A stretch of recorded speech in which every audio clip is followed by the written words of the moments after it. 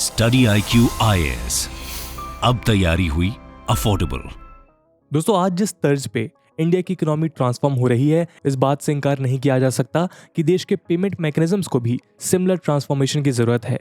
यूं तो digital economy बनने के सफर में यूपीआई आज एक अहम रोल अदा कर रहा है, लेकिन जब हम कार्ड मार्केट की ओर अपना रुख करते हैं तो तस्वीरें कुछ और ही नजर आती हैं।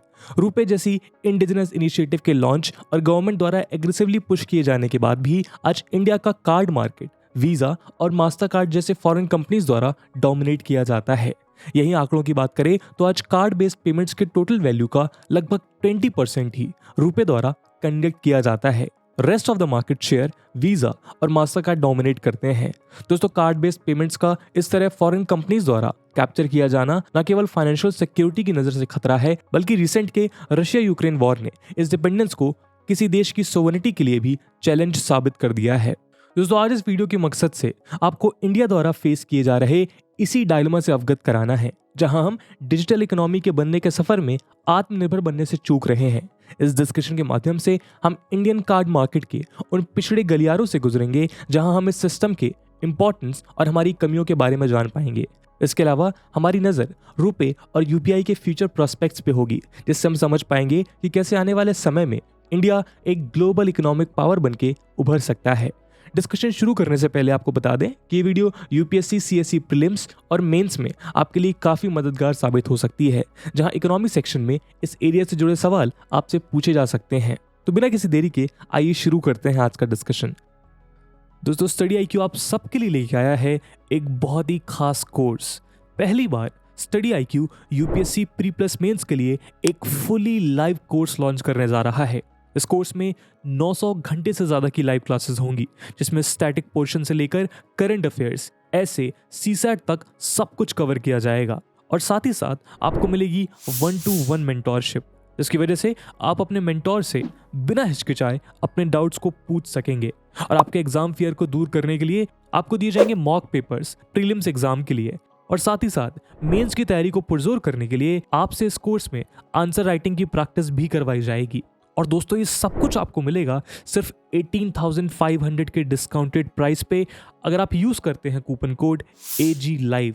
बैच की शुरुआत 20 जून शाम 6 बजे से हो रही है, जिसकी डिटेल्स आपको पिन कमेंट में मिल जाएगी। तो स्टडी IQ के साथ अब आप भी कहिए कि तैयारी हुई अफोर्डेबल। दोस्तों, डिस्कशन शुरू करने से पहले आइए हम ब्रीफ में समझते हैं कि डिजिटल ट्रांजैक्शंस की तरफ किसी भी इकोनॉमी को पुश आखिर क्यों किया जा रहा है। दोस्तों, डिजिटल ट्रांजैक्शंस के बहुत से फायदे हैं। करेंसी नोट्स को प्रिंट करना और उनके खराब होने के बाद इनका रिप्लेसमेंट करना अपने आप में एक एक्सपेंसिव प्रोसेस है, जिसकी कॉस्ट अननेसेसरीली हर साल सरकार को बियर करनी पड़ती है। साथ ही कैश ट्रांजैक्शंस का कोई रिकॉर्ड नहीं रखा जा सकता, जिस वजह से इलीगल एक्टिविटीज, टैक्स इवेजन और ब्लैक मनी को कैश इकोनॉमी की वजह से बढ़ावा मिलता है। इसके अलावा करेंसी नोट्स को कितने भी सिक्योरिटी फीचर से इक्विप क्यों ही ना कर दिया जाए, काउंटरफेट करेंसी की एग्जिस्टेंस को मिटाया नहीं जा सकता। ये काउंटरफेट करेंसी टेररिज्म और ड्रग ट्रेड जैसे इलीगल एक्टिविटीज को फंड करने के लिए यूज की जाती है। साथ ही रिजर्व बैंक ऑफ इंडिया को इस करेंसी के अमाउंट का सही आइडिया ना होने की वजह से देश की मॉनेटरी पॉलिसी अपने डिजायर्ड इफेक्ट्स प्रोड्यूस नहीं कर पाती, क्योंकि कैश इन सर्कुलेशन का क्रूशियल मेट्रिक कैलकुलेट करना इम्पॉसिबल हो जाता है। इन जैसे अनेक कारणों से डिजिटल पेमेंट्स को देश की प्रोग्रेस के लिए जरूरी माना गया है। आज हमारे देश में यूपीआई जैसे रिवॉल्यूशनरी पेमेंट सेटलमेंट मैकेनिज्म के एग्जिस्टेंस से इकोनॉमी का डिजिटलाइजेशन नई ऊंचाइयां छू रहा है। लेकिन हमारा आज का डिस्कशन कार्ड बेस्ड पेमेंट्स पे फोकस्ड है, तो आइए आसान भाषा में कार्ड बेस्ड पेमेंट्स के मैकेनिज्म को समझते हैं। दोस्तों, डिस्कशन को समझने के लिए पहले यह समझना जरूरी है कि कार्ड पेमेंट्स का सिस्टम काम कैसे करता है। जब आप किसी भी दुकानदार को क्रेडिट या डेबिट कार्ड से पेमेंट करना चाहते हैं, तो उसके पास कार्ड को रिकॉग्नाइज करने के लिए एक मशीन का होना जरूरी है, जिसमें पेमेंट अमाउंट से लेकर आपका कार्ड पिन सब रिकॉर्ड होता है। इस सिचुएशन में यूज होने वाली मशीन को पॉइंट ऑफ सेल टर्मिनल या POS मशीन कहा जाता है और दुकानदार को मर्चेंट कहा जाता है। आपकी ट्रांजैक्शन का एम है बेसिकली आपके बैंक अकाउंट या क्रेडिट कार्ड अकाउंट से पैसे मर्चेंट के अकाउंट में ट्रांसफर करना। आपके अकाउंट की पहचान होती है आपके कार्ड की मदद से, जो पीओएस मशीन को ये बताता है कि किस अकाउंट के पैसे डेबिट करने हैं और किस अकाउंट में पैसे पहुंचाने हैं यानी क्रेडिट करने हैं। जब इन चीज़ों का पता लगा के ऑथराइजेशन कंप्लीट हो जाती है तो आपके और मर्चेंट बैंक्स के बीच इस इंफॉर्मेशन को कम्युनिकेट भी तो करना पड़ेगा कि कितना अमाउंट किस बैंक अकाउंट से कौन से दूसरे बैंक अकाउंट में पहुंचाना है। दोस्तों, दो बैंक्स और पीओएस मशीन के बीच बातचीत करवाना ही काम है मास्टर कार्ड, वीजा और रुपे जैसी कंपनीज का। इन्हें पेमेंट गेटवेज कहा जाता है। इस पूरे प्रोसेस को ऑपरेट कराने के लिए ये पेमेंट गेटवेज और पेमेंट करने वाले का बैंक एक ट्रांजैक्शन फी लेवी करते हैं, जिसे मर्चेंट डिस्काउंट रेट कहा जाता है। ये फीस डेबिट कार्ड्स के केस में कम होती है और क्रेडिट कार्ड्स के केस में ज्यादा। अब आप लोग समझ चुके हैं कि डिजिटल या इलेक्ट्रॉनिक पेमेंट प्रोसेसेस में कौन कौन से प्लेयर्स इन्वॉल्व होते हैं और उनका क्या क्या काम होता है। हमारा आज का फोकस पेमेंट गेटवेज पर है।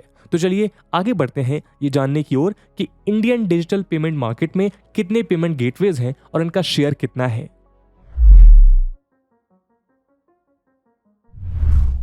नंबर ऑफ ट्रांजैक्शंस के मामले में इंडिया दुनिया का सबसे बड़ा पेमेंट मार्केट बन चुका है। पिछले साल भारत में 4,800 crore real time transactions record हुई। दूसरे नंबर पर चाइना, जहां ये नंबर सिर्फ 1,800 करोड़ ही है। आपको जानकर हैरानी होगी कि भारत की ट्रांजैक्शंस की संख्या United states, Canada, United kingdom, France और जर्मनी के टोटल का 6.5 टाइम्स है। लेकिन दोस्तों, किसी भी मार्केट में मल्टीपल प्रोड्यूसर्स या सर्विस प्रोवाइडर्स का होना उस मार्केट के कॉम्पिटिटिव रहने के लिए जरूरी है। मल्टीपल पार्टिसिपेंट्स के कंपटीशन की वजह से रिसोर्सेज एफिशिएंटली यूटिलाइज होते हैं और कंज्यूमर को बेस्ट प्राइस पे प्रोडक्ट्स अवेलेबल हो पाते हैं। अगर ऐसा ना हो तो उस मार्केट में कुछ लिमिटेड पार्टिसिपेंट्स की मोनोपोली क्रिएट हो जाती है, जिस वजह से उनके प्रॉफिट्स तो मैक्सिमाइज हो जाते हैं लेकिन एंड कंज्यूमर ज्यादा प्राइस पे करता है। साथ ही मार्केट में एफिशिएंसी कम हो जाती है और वेस्टेज बढ़ती है। इकोनॉमिक्स का ये बेसिक प्रिंसिपल कैपिटलिज्म और फ्री कंपटीशन का बेस है। लेकिन दोस्तों, इंडियन कार्ड पेमेंट मार्केट में कंपटीशन बहुत समय से लिमिटेड है। इस मार्केट में हिस्टोरिकली दो मेजर अमेरिकन प्लेयर्स डोमिनेट करते आए हैं। इनका नाम है वीजा और मास्टर कार्ड। इकोनॉमिक टाइम्स की रिपोर्ट के अनुसार आज वीजा 44% के साथ इंडियन कार्ड मार्केट का सबसे बड़ा शेयर ऑक्युपाई करता है, जबकि मास्टर कार्ड 36% के साथ दूसरे स्थान पर है। रुपे और बाकी सारे पेमेंट गेटवेज का शेयर कुल मिलाकर सिर्फ 20% है। दोस्तों, ये two player dominance monopolistic situation create करती है। इस सिचुएशन को डुओपोली या ओलिगोपोली कहना ज्यादा बेहतर होगा, क्योंकि दो प्लेयर्स 80% मार्केट शेयर कैप्चर करके बैठे हैं। जैसा कि हमने आपको बताया था, इस डुओपोली की कीमत कंज्यूमर को चुकानी पड़ रही है हाई ट्रांजैक्शन फीस के रूप में। मास्टर कार्ड और वीजा हर ट्रांजैक्शन पर करीब 1% से 3.5% तक का मर्चेंट डिस्काउंट रेट चार्ज करते हैं। सुनने में शायद आपको ये अमाउंट बहुत कम लग रहा हो, लेकिन मर्चेंट के पर्सपेक्टिव से ये अमाउंट काफी ज्यादा है।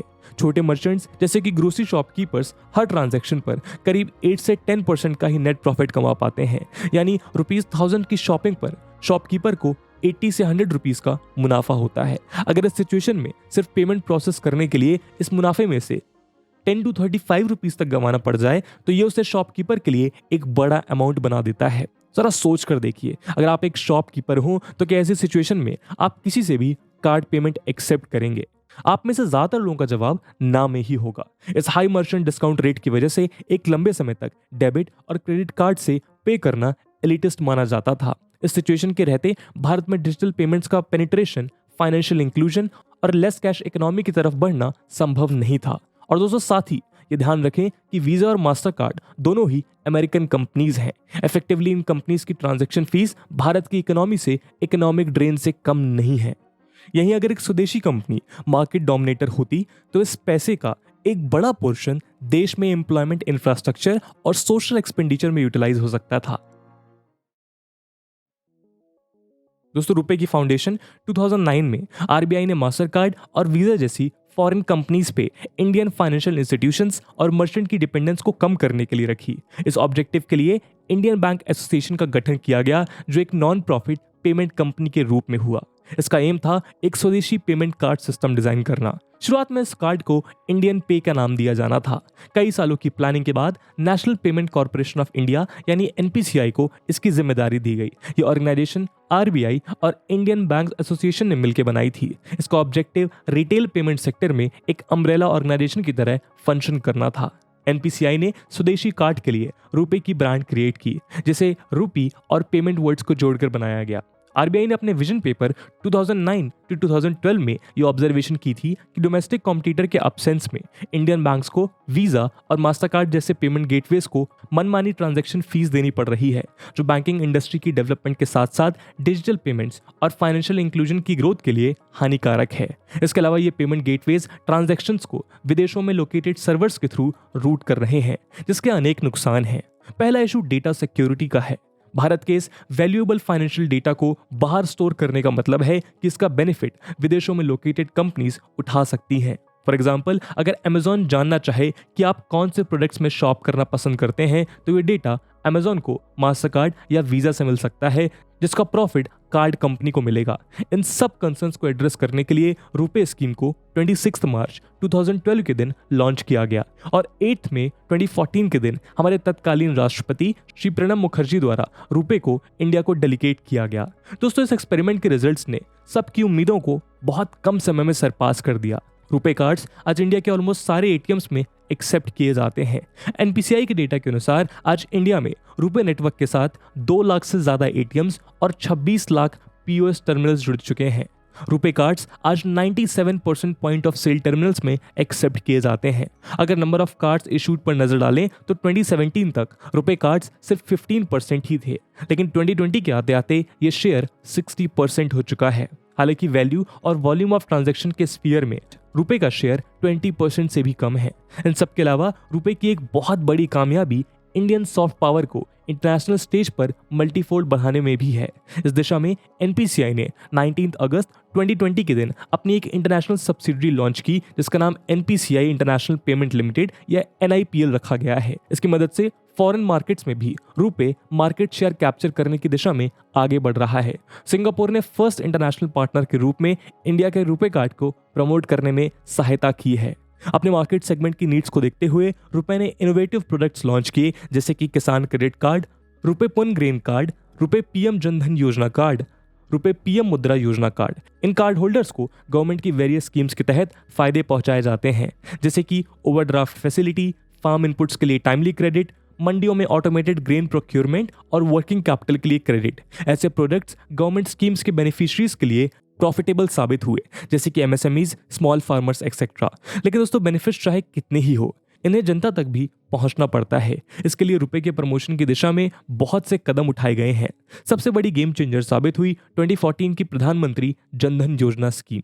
इस स्कीम के तहत सरकार के कड़े निर्देश थे कि नए खाता धारकों को केवल रुपे डेबिट कार्ड ही इशू किए जाएंगे। मिनिस्ट्री ऑफ फाइनेंस के डेटा के अनुसार इस स्कीम के तहत 31.74 करोड़ रुपए डेबिट कार्ड इश्यूज किए गए, जिसने इंडिया के 90 करोड़ डेबिट कार्ड के मार्केट का 34.5% कैप्चर कर लिया। लेकिन दोस्तों, जैसा हमने थोड़ी देर पहले डिस्कस किया था, रुपे कार्ड नंबर वाइज तो मार्केट का 60% बनाते हैं, लेकिन ट्रांजैक्शन वैल्यू वाइज सिर्फ 20% ही। अगर ट्रांजैक्शन वैल्यू का शेयर देखा जाए तो आज भी 80% मार्केट शेयर वीजा और मास्टरकार्ड के पास है। आइए जानते हैं कि रुपए के फिनोमिनल प्रमोशन के बावजूद रुपए अभी तक मार्केट कैप्चर करने की रेस में पीछे क्यों चल रहा है। दोस्तों, उसके पीछे एक रीजन है क्रेडिट कार्ड मार्केट से रुपए की अब्सेंस। जहां डेबिट कार्ड मार्केट में पब्लिक सेक्टर बैंक्स ने पीएम जनधन योजना के थ्रू रुपे कार्ड्स इशू किए हैं, वहीं क्रेडिट कार्ड स्पेस में रुपए अपना इम्पैक्ट रजिस्टर करवाने में नाकामयाब हुआ है। इस वजह से मार्केट का एक बड़ा शेयर रुपए की रीच से अभी भी बाहर है। इसका एक कारण यह भी है कि क्रेडिट कार्ड्स पे लेवाई करने वाले एमडीआर 1 से 3% तक रहते हैं, जबकि डेबिट कार्ड्स के लिए एमडीआर मैक्सिमम 0.9% रहता है। इस वजह से क्रेडिट कार्ड्स के लिए 0 एमडीआर पर काम करना रुपए के लिए थोड़ा मुश्किल है। दोस्तों, रुपए के लो शेयर के पीछे दूसरा रीजन है कि इंटरनेशनल ट्रांजैक्शंस और ई कॉमर्स ट्रांजैक्शंस में रुपे कार्ड्स अभी भी कम जगहों पर एक्सेप्ट होते हैं। इस सिचुएशन को एड्रेस करने के लिए एनपीसीआई ने एनपीसीआई इंटरनेशनल पेमेंट्स लिमिटेड या एनआईपीएल को जिम्मेदारी सौंपी है। इसके अलावा रुपे कार्ड ज्यादातर सोसाइटी के पुअर सेक्शंस को पीएम जनधन योजना के थ्रू इशू किए गए, जिनकी स्पेंडिंग पावर बहुत कम है। हाई स्पेंडिंग वैल्यूज को टारगेट करने के लिए रुपे को इंटरनेशनल एक्सेप्टेबिलिटी के साथ ही इस सेगमेंट को टारगेट करते हुए बेनिफिट्स भी देने होंगे। और दोस्तों रुपे कार्ड्स की एक मेजर वीकनेस ये भी है कि टेक्नोलॉजी और फॉरेन मार्केट्स की एक्सेस गेन करने के लिए रुपे ने अमेरिका के डिस्कवर फाइनेंशियल जो डाइनर्स क्लब्स कार्ड इशू करते हैं और जापान के JCB इंटरनेशनल के साथ कोलैबोरेशन कर रखा है। अगर रुपे प्रमोट करने के पीछे का इंटेंशन विदेशी नेटवर्क से डिपेंडेंस कम करके देश के पेमेंट सिस्टम को रेजिलिएंट बनाना है तो फॉरेन प्लेयर्स पर डिपेंडेंस नहीं रखी जा सकती। लेकिन दोस्तों सही कहा जाता है change is the only constant. आज पेमेंट सिस्टम का सिनेरियो रुपए के फेवर में बदल रहा है और साथ ही NPCI भी बेटर प्रोडक्ट्स के थ्रू रुपए को एक नई दिशा में ले जा रहा है। रिसेंटली RBI ने मास्टर कार्ड और अमेरिकन एक्सप्रेस को इंडिया में नए कस्टमर्स ऑनबोर्ड करने से बैन कर दिया है। ऐसा इसलिए क्योंकि इन दोनों कंपनीज ने ही RBI की डेटा लोकलाइजेशन नॉर्म्स को इंप्लीमेंट नहीं किया। ये कंपनीज इंडियन कस्टमर्स का पेमेंट डेटा फॉरेन सर्वर्स पे ही स्टोर कर रहे हैं जो RBI रेगुलेशंस के खिलाफ है। ये रुपए के लिए इन दोनों कंपनीज का मार्केट शेयर कैप्चर करने का सुनहरा मौका है। इसके अलावा रशिया यूक्रेन वॉर के बीच इंटरनेशनल कार्ड कंपनीज ने रशियन मार्केट को बॉयकॉट करने का डिसीजन लिया है। रुपए के लिए इंटरनेशनल मार्केट कैप्चर करने की भी ये शानदार अपॉर्चुनिटी है। लेकिन पेमेंट सिस्टम में सबसे बड़ा डिसरप्शन और पेमेंट्स का फेलियर है UPI। दोस्तों NPCI का यूनिफाइड पेमेंट इंटरफेस इंडिया का फ्लैगशिप डिजिटल पेमेंट प्लेटफॉर्म बन चुका है जिसने अप्रैल 2022 में ही 558 करोड़ ट्रांजैक्शंस रिकॉर्ड की है जिसकी टोटल वैल्यू 9,83,000 करोड़ रुपीस है। ट्रांजैक्शंस का ये नंबर UPI के लिए आज तक सबसे ज्यादा है। UPI की खासियत इस बात में है कि ये एंड टू एंड स्वदेशी प्लेटफॉर्म है। साथ ही MDR और ट्रांजैक्शन फीस जैसा कोई चार्ज UPI पे एप्लीकेबल नहीं है। दोस्तों पेमेंट सिस्टम में डोमिनेंस के लिए फ्यूचर UPI के साथ ही लाई करता है। इसे वर्सेटाइल बनाने के लिए रिसेंटली क्रेडिट कार्ड्स की UPI के साथ लिंकेज के लिए भी फ्रेमवर्क तैयार किया जा रहा है। इसके थ्रू इंडिया पेमेंट सिस्टम्स में आत्मनिर्भरता के साथ साथ इंटरनेशनल मार्केट्स में अपनी डोमिनेंस भी बना सकता है।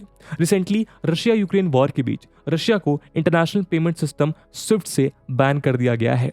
इस बात से ये क्लियर हो जाता है कि पेमेंट सिस्टम में फॉरेन प्लेयर्स पर से डिपेंडेंस खत्म करना हमारे देश की सोवरेनिटी के लिए कितना जरूरी है। इस वजह से प्लास्टिक मनी की जगह फोकस रुपे और UPI जैसे इनिशिएटिव्स को प्रमोट करने की तरफ शिफ्ट करने की जरूरत है। तो दोस्तों ये थी आज के एनालिसिस इंडिया के कार्ड मार्केट के ऊपर। और जैसे कि वीडियो के पहले भाग में बताया कि ये वीडियो UPSC मेंस के GS3 पेपर के लिए काफी ज्यादा इंपॉर्टेंट है और उसी के रेलेवेंस को देखते हुए एक सवाल हम आपके लिए छोड़ के जाएंगे। And the question is how RuPay and UPI can prove to be a game changer in the Indian economy.